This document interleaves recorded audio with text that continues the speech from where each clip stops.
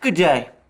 The last 24 hours in the Ukrainian conflict have experienced a further period of stability on the front lines.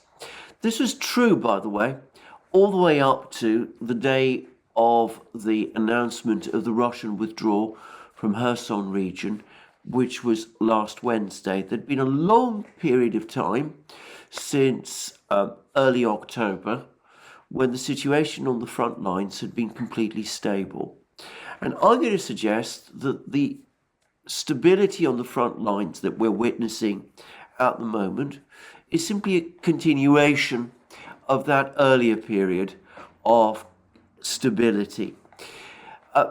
Briefly, and as I've discussed before in earlier programs about the Russian withdrawal from Kherson region, this is a withdrawal decided by the overall Russian commander, General Surovikin, dictated according to his timetable and carried out in accordance with his orders. It did not follow a military defeat. There was no breakthrough by Ukraine on the front lines on the Kherson front. There was no sense that the Russians were driven out of Kherson region as a result of some battle against the Ukrainians, which they lost. In fact, battles in Kherson region over the last couple of weeks have tended, if anything, to tail down. There's not been the big epic battles that many people have been talking about, and which we briefly saw, by the way, at the start of Ukraine's Kherson offensive at the end of August and at the beginning of September. So there was a long period of stability on the front lines before the sudden decision by the Russians to withdraw from Kherson, and there's been a comparable period of silence in the hours and days, or stability, I should say, in the hours and days since that withdrawal from Kherson has taken place. And I think it's difficult to try to understand why.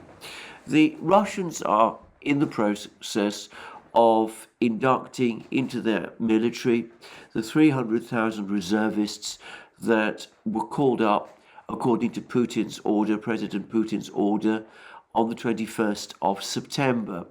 Many of them are still going through their training, their retraining, and some of them, around 40,000 according to some figures, others put it higher, are already serving in their units, and they're clearly making a difference.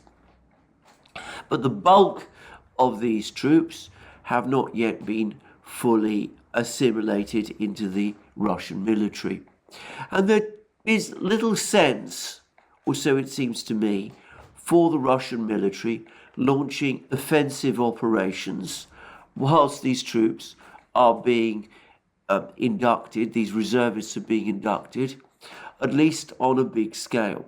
Doesn't mean that we're not seeing some Russian offensive actions in some places. It seems that following the capture of Pavlovka, this village near Ugledar, the Russians are now taking further steps to try to capture Ugledar itself, though it's acknowledged that this will be a difficult battle because the Ukrainians are heavily entrenched in Ugledar, which is an important city from their point of view because it's vital as a communications hub.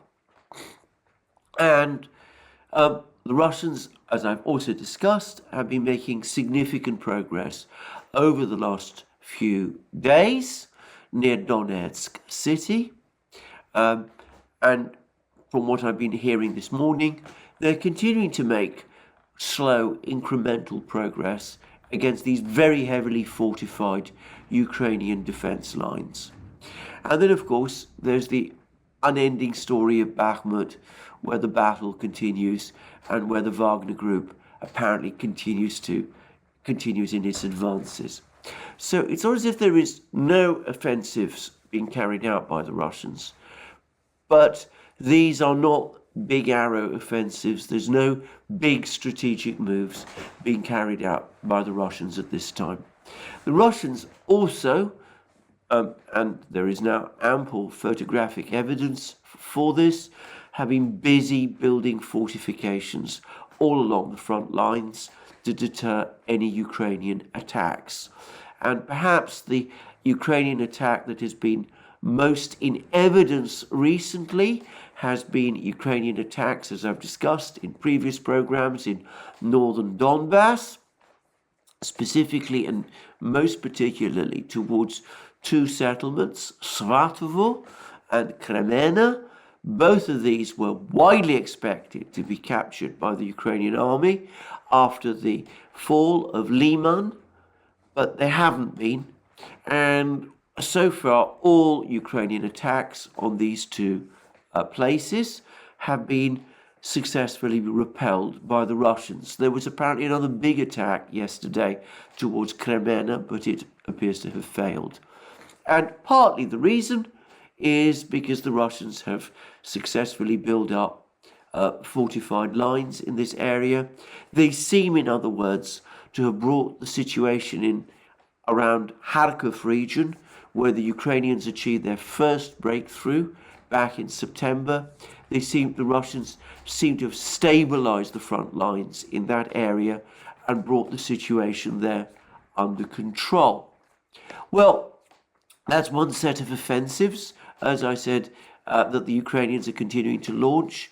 As I said in my program yesterday, a case perhaps of Ukraine bashing its head against a brick wall in this area of northern Donbass. But there's been an awful lot more talk about a Ukrainian offensive in a different direction. And that's the talk of a Ukrainian offensive from Zaporozhye towards the Sea of Azov, towards the Black Sea, intended to cut off, to divide the Russian land bridge to Crimea, to split off the Russian forces that are still entrenched in eastern Kherson region, and to isolate them, and perhaps also to isolate Crimea itself. An ambitious plan, one that's been talked about. I've seen discussions about it on Telegram channels since at least midsummer. The Ukrainians have never attempted it up to now, but suddenly we even have reports in the New York Times floating the possibility that such an offensive might be launched. Now, there's been quite a lot of discussion about the potentials for such an offensive on various Telegram blogs, channels, both Russian and Ukrainian. And the assumption is that the Ukrainians would transfer the troops that they had in and around Kherson region to carry out this offensive, no doubt in combination with the Ukrainian troops who are already there in Zaporozhye. And there's talk that the Ukrainians are going to transfer 40,000 troops from the Kherson front to Zaporozhye, something that which allegedly will take 2 weeks to achieve. And then at some point afterwards, presumably once these troops have refitted, been re-equipped, been retrained for the new offensive, once that's all done, then this offensive will be launched. So given that it will apparently take 2 weeks for the Ukrainians to move these troops to Zaporozhye region, well, and given that there will be time needed to prepare these troops before they can engage in that sort of offensive, it looks to me as if most probably that offensive, if it's ever going to happen, is at least a month away. It'll probably take place, if it happens, sometime in December. Now, there are problems with this proposed offensive. And here I'm going to say straight away that I'm heavily indebted to one particular Russian Telegram channel, which is Slavyangrad, they've done somebody there has done an analysis of this and has pointed out how difficult an operation this is going to be if the Ukrainians do indeed try to conduct it. First of all, if the Ukrainians are transferring 40,000 troops to Zaporozhye to reinforce their forces there with a view to launching this offensive, they need to keep in mind the fact that the Russians are also redeploying 20 to 30,000 of their own troops from Kherson region, from the west bank to the east bank of the Dnieper, and some, at least, perhaps most of these troops will be available to counter that offensive from Zaporozhye towards the Sea of Azov if it were ever launched. And on top of that, of course, there are already Russian troops, large numbers of Russian troops, located in this area because it is considered obviously important. And in addition, it seems that Melitopol, one of the key towns in this area, which was brought under Russian control back in March, is one of the major training centers for Russian reservists, and the assumption must be that these reservists, who are said to number tens of thousands, are intended to reinforce the front lines in Zaporozhye region.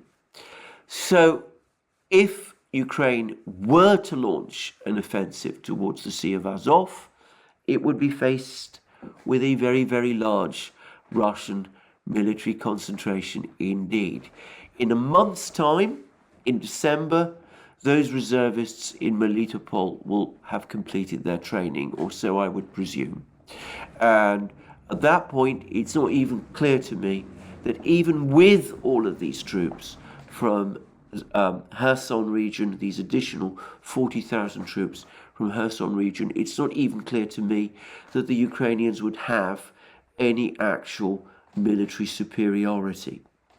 But perhaps more interestingly, this article on Slavyangrad went into some detail about the transportation links. And it's perhaps useful to remember that one of the major reasons why General Surovikin gave for his decision to pull the Russian troops from Kherson region was the difficulties of keeping them supplied across these rather tenuous bridges that were laid across the Dnieper, which is of course a kilometer wide in the area of Kherson region.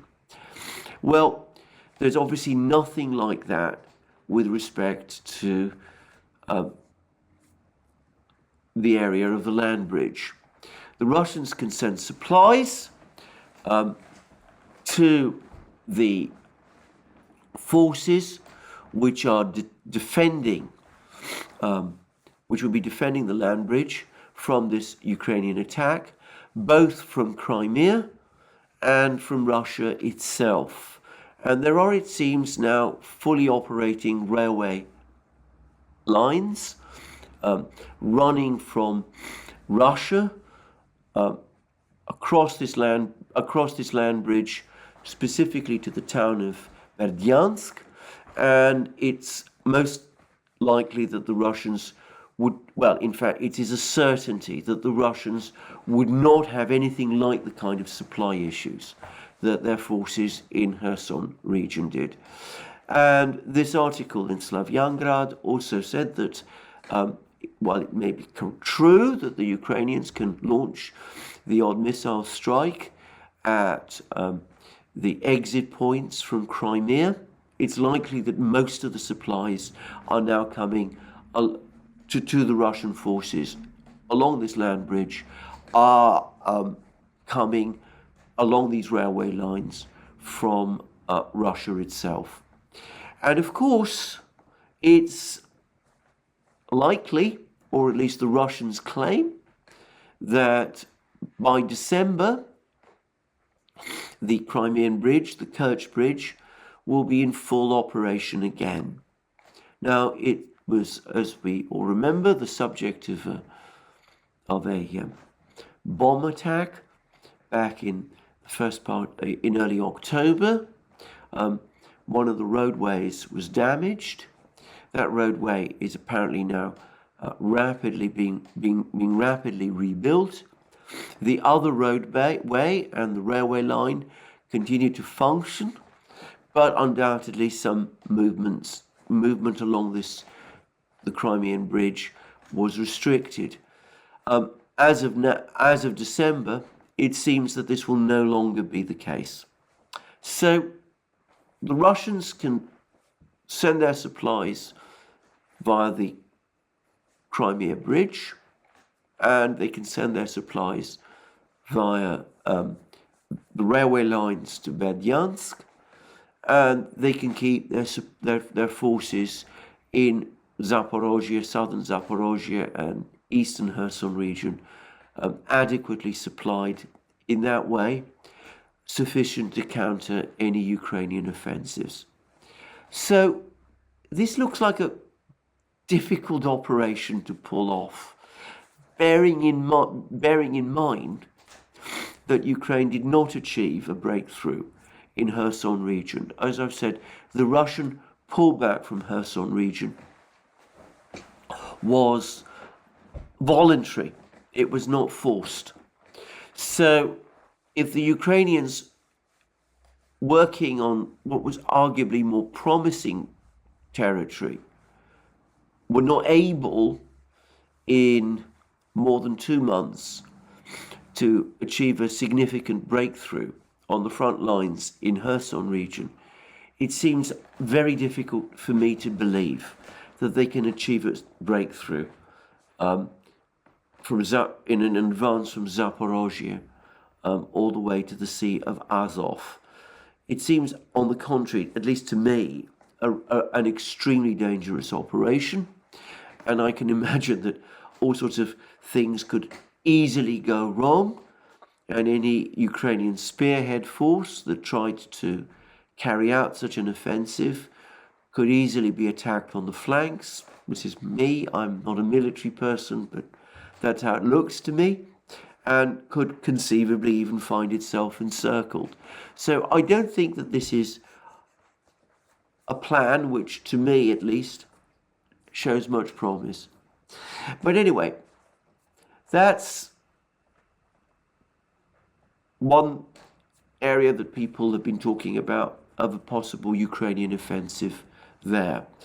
I would personally have thought that if the Ukrainians want to use the troops who have been released sensibly, then they would either reinforce their forces in northern Donbass, which have been trying and failing to achieve a breakthrough there, or perhaps more appropriately, they would try to reinforce their main grouping in Donbass, in Bakhmut and all the rest, which is coming under increasing pressure, given that, as I discussed yesterday, I expect that Surovikin's major offensive will probably be in Donbass.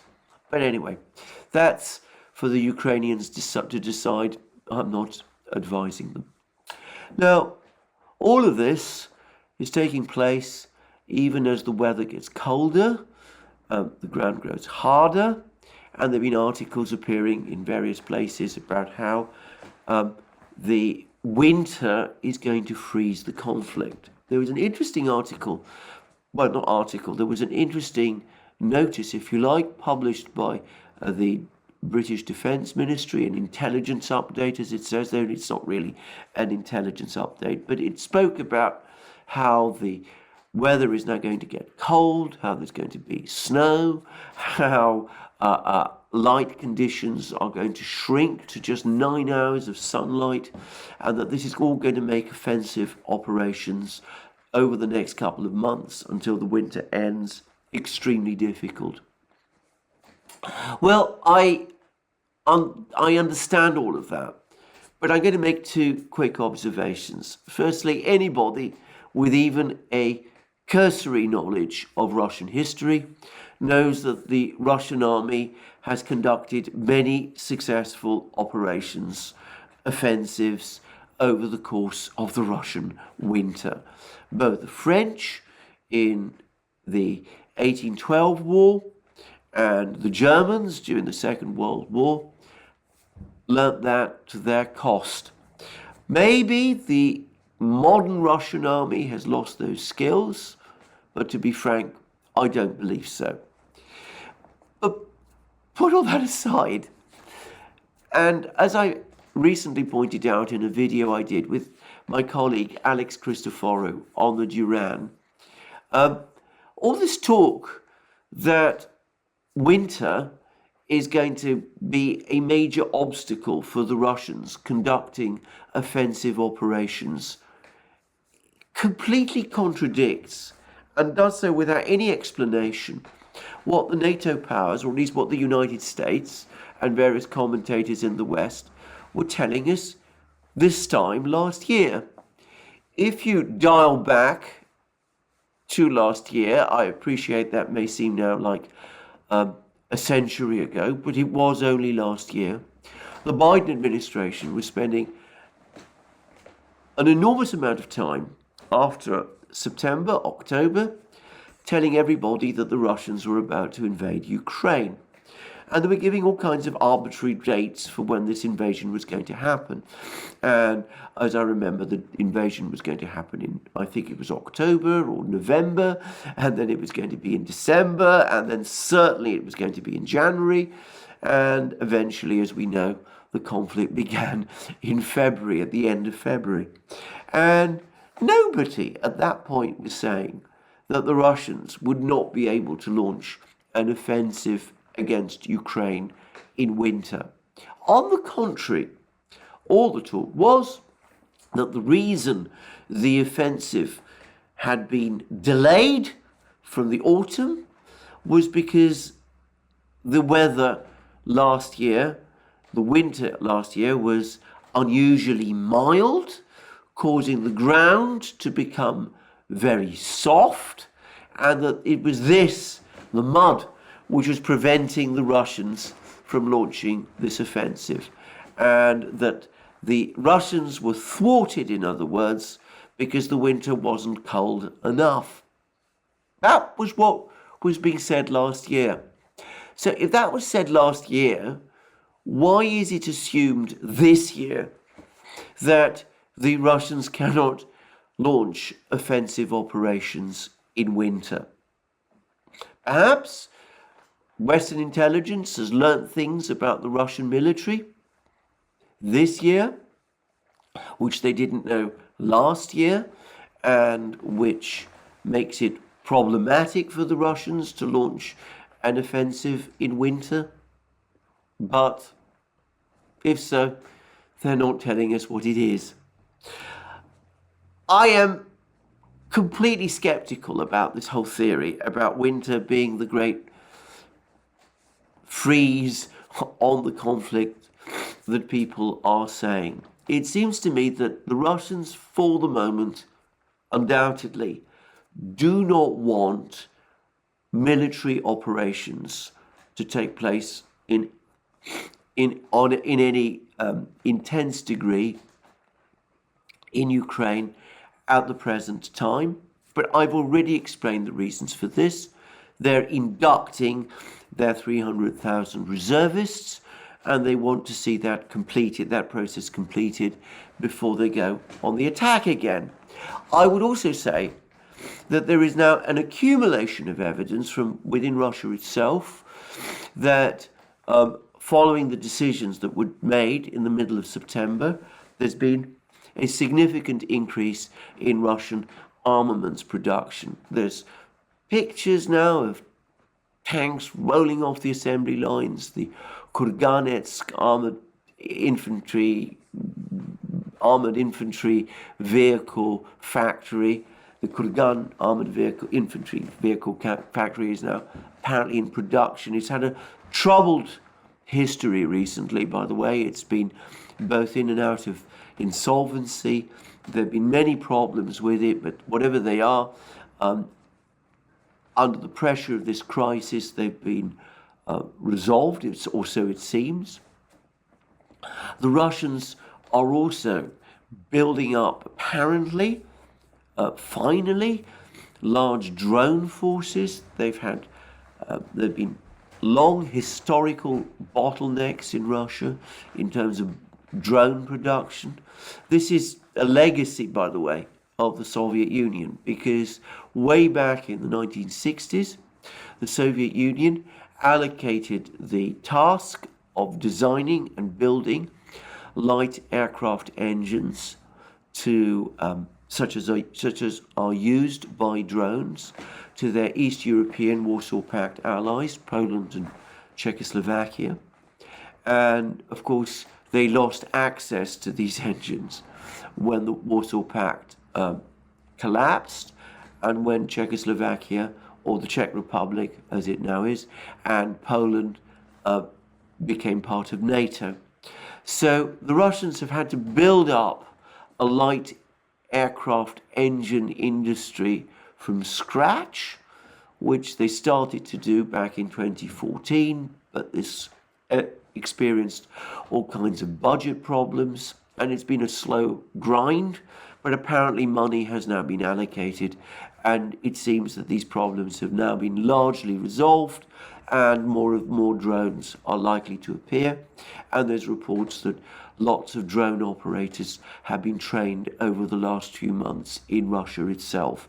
So, lots going on with drones. And we are also getting reports that Russian fighter jets operating over Ukraine are now being equipped with much more advanced air-to-air missiles, also rolling off the assembly lines. And there's particular emphasis on the R-37 ultra-long range hypersonic, it flies at Mach 5 speeds apparently, air-to-air missile, which it can be carried by both the Sukhoi, by the Sukhoi 35, which is the main fighter jet Russia uses over Ukraine, but also by the MiG-31 fighter jets, which are based in Belarus, and also the Sukhoi 57 fifth generation stealth fighter jet, which is also operating over Ukrainian airspace, but about which we hear very, very little. The Russians have kept very mum about what exactly it is doing. And apparently the Russians have used this very advanced air-to-air missile to shoot down several Ukrainian aircraft, and that looks like so it looks as if the Russian air forces over Ukraine have also been significantly reinforced.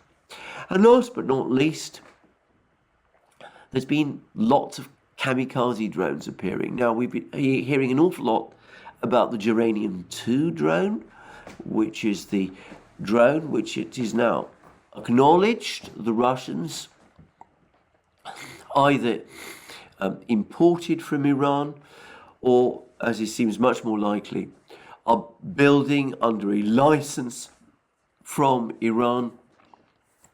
But over the last few weeks, there's also been a dramatic increase in attacks by a home-built Russian drone, the Lancet, which is, unlike the Uranium-2, a genuine loitering munition.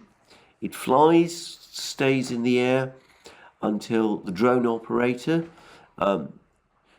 sees a target, and then the Lancet drops directly onto the target and destroys the target. And it seems it's been used very effectively to destroy multiple Ukrainian tanks and armored vehicles and self-propelled guns and all of those sort of things.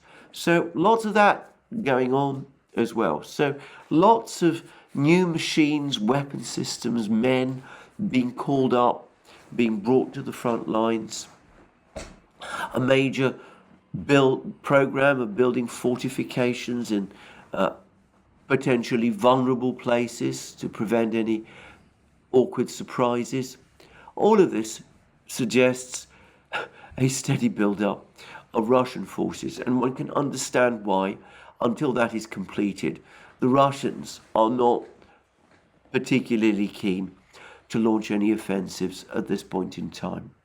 By the way, if you go back to the history of the Second World War, you will find that it was the same then. The great offensives that the Soviet Union used to launch against the Germans after the tide turned in 1943 used to happen between intervals, long intervals of relative quiet, as the Soviets built up their logistical base, their supplies, made sure that their troops, their forces were properly equipped and supplied, and only then did they launch them on offensives, on these big offensives. And it seems to me that, to a certain extent, events are repeating themselves. The Russians are cranking up more weapons, they're inducting more troops, they're building more fortifications. Why should they launch offensives in a big way now, and whilst all these preparations are underway? On the contrary, and as I've said in previous programs, the longer the situation remains quiet from a Russian point of view, the better it is, because their military forces are getting stronger, whilst Ukraine has suffered very, very heavy losses. Supplies from the West are starting to fall. The energy system in Ukraine is getting weaker. Ukraine overall, therefore, is getting weaker. And that, it seems to me, much more than the winter, explains the stability on the front lines. Now, when the Russians will launch their offensives, I mean, that's something known only to them. I've seen it suggested that it might not be until late December or even the new year. But again, I'm not in any position to say one way or the other. Well, this period of quiet, relative quiet, has now led to a flurry of diplomatic activity. And I've discussed recently in various videos how Jake Sullivan came to Kiev and twisted Zelensky's arm and got Zelensky to agree to change his position on negotiations with Russia. And sure enough, Zelensky has now turned up in Kherson and has said that he is prepared to negotiate with the Russians, though he still has conditions, all kinds of conditions, which the Russians, I'm sure, would not find acceptable. In fact, they've just said as much. And I'm not really sure how serious an offer to negotiate from Zelensky this really is. But anyway, he has made this offer, and perhaps, in case anybody had any doubt as to who it is who's calling the shots in Kiev, note that before Sullivan came to Kiev, Zelensky's position was that Ukraine would not negotiate with Russia until Ukraine had recovered all of its territories, including Crimea, and until Putin himself had ceased to be the president of Russia. Well, none of those conditions has been met, which Zelensky said were not only essential, but even legally binding. He actually issued a decree, as I remember, precluding negotiations with Russia whilst Putin remained president. Anyway, Zelensky has quietly dropped all of that. The master has pulled his strings, and Zelensky has meekly gone along and is now doing what the Americans are telling him to do, which is to say that he is prepared to engage in negotiations. And all sorts of other people now are becoming involved in this attempt to get these negotiations going. So we have President Erdogan of Turkey. He's going to call President Putin fairly soon, and he's also going to call President Zelensky, and he's going to try to get negotiations going. He sees himself as some kind of mediator between the Ukrainians and the Russians, even though I should say that he's been fairly obviously tilting towards the Russians over the last few months. And another leader who has at various times seemed to fancy himself some kind of mediator, President Macron of France, is now also talking about the need to intensify diplomatic action in order to try to get the Ukrainians and the Russians sitting down at a table and talking with each other. Now, I should say, by the way, that Macron and Erdogan do not get on. They're known to be rivals at multiple levels. And I can't help but think that one of the things that's driving Macron is annoyance that his Turkish rival might be gaining a march on him. So perhaps that explains his sudden enthusiasm for trying to get the Ukrainians and the Russians talking to each other. Well, we'll see what comes of all of this. Perhaps the most interesting development of all have been reports that the intelligence chiefs of the two great powers, Russia and the United States, are meeting in Ankara in Turkey. These are William Burns, the director of the CIA, who, as we saw last year, is regularly used by the United States as a point man in negotiations, and Sergei Narishkin, who is the head of Russia's Foreign Intelligence Service, an agency somewhat analogous to the CIA, though my impression is that it actually functions on a significantly smaller scale. Anyway, these two men are apparently meeting in Ankara. Now, news of this meeting spread first in Ukrainian telegraph channels, and there was a lot of anger and dismay on the part of some of these channels because it seemed as if Narishkin and Burns were going to be negotiating about Ukraine without Ukraine, exactly what President Biden has always appeared to rule out. Well, a couple of hours passed, and we finally got confirmation on CNN that Narishkin and Burns are indeed meeting and speaking to each other in Ankara, but supposedly they're not going to talk about Ukraine at all. They're going to be talking about nuclear arms control and the risks and dangers of escalation of this conflict and of it increasing to the point where nuclear weapons might be used. And they're also talking about exchanges of prisoners, American prisoners in Russia and Russian prisoners in the United States, a complicated and very difficult negotiation which the two powers, the United States and Russia, have been conducting with each other for some time. Apparently, they're not going to be talking about Ukraine. That's what CNN tells us. Well, if you believe that, I have a bridge to sell you. It is inconceivable that senior officials from the United States and Russia should be meeting at this time and not talk about Ukraine in some way. So, what might they be discussing? Well, I don't know. But the initiative for all of these moves, as I've said already, has come from the United States. And it is the United States that started this whole ball of negotiations rolling a few weeks ago,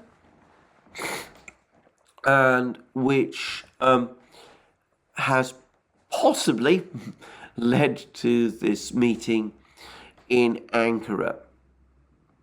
Why is the United States doing this? Well, I've given various explanations in previous videos. The fact that political situation in the United States is going to become probably much more fraught next year. General Ukraine fatigue across the West. The fact that international opinion has tended to side with Russia against the United States in a way which I think the US finds deeply embarrassing. The deepening economic crisis caused by the sanctions war and a need to try and find a way back from that before it starts to do damage, significant damage, not just to the European economies, but also to the American economy as well. I'm going to add one other point, and I wonder whether, in fact, the single event that might have triggered the start of all of these negotiations was the dirty bomb affair of 2-3 weeks ago. You take your mind back, the Russians at that time were complaining that the Ukrainians were in the process of creating a dirty bomb, that they were going to create a bomb which was going to be packed with radioactive materials which could be spread over a certain area, and that this was going to be a major problem. And at one time I thought that Kherson region might be the place where it might happen, but it could be other places as well. And the Russians said that they knew where this bomb was. By the way, Putin actually made a statement to that. He said they actually knew the actual location of the bomb and who was involved in developing it, and that they'd passed all of this on to the Western powers. Well, the Russian Defense Minister, Sergei Shoigu, telephoned all the various important military defense ministries of the West, the United States, Britain, France, and Turkey. And the British and the Americans and the French predictably poo-pooed the whole story. And the International Atomic Energy Agency eventually sent inspectors to inspect the various facilities, and they were taken around those facilities by the Ukrainians, and they said that they weren't able to find any undeclared activities there. Well, I wonder whether actually there might have been more to this story than has appeared to be the case since. I was very skeptical of the whole dirty bomb story when the Russians first floated it. I didn't think the Ukrainians could conceivably do a thing like that without getting the Americans' agreement in advance. And I was fairly sure that the United States and the Western powers would not look favorably on a Ukrainian dirty bomb. Well, perhaps I was wrong. Perhaps somebody in Kiev did have an idea of doing something of this nature, so it may not have been taken very far. Perhaps the Russians did get wind of it. Perhaps they did alert the Americans and the others. And perhaps, despite all the public denials, the Americans were shocked, privately shocked, to find out what had happened, and have come round and have told the Ukrainians, firstly, you must never even think of doing a thing like this. And secondly, instead of doing a thing like this, it's time to try to call a stop. Trying to call a stop because it's clear that this war, has the potential of getting out of control. And it could be. Now, the reason Narishkin and Burns are meeting in Ankara is not just because they want to negotiate with each other some kind of outline route to peace in Ukraine, but because at the very top level, they want to share information. Share information about things that have been going on in this conflict and in Ukraine. Well, we shall see what this all amounts to and whether anything comes of this. I'm going to make my own general observation. I think it is extremely unlikely for the moment that we're going to see a diplomatic settlement of this Ukrainian conflict. I'd love to believe that we are, but I think that the Russians are not going to change their fundamental positions, and I don't think the Ukrainians can. And I think whilst the US could impose a deal on Ukraine, I think it would be difficult to do that, and it might risk a political crisis in Ukraine. So I think that perhaps what we're going to see is various little diplomatic maneuvers over the course of the next few weeks prior to the Russian offensive at the end of December, the beginning of January. If we go back to the two wars which I consider most comparable, the war in South Vietnam and the war in Afghanistan, exactly the same thing happened.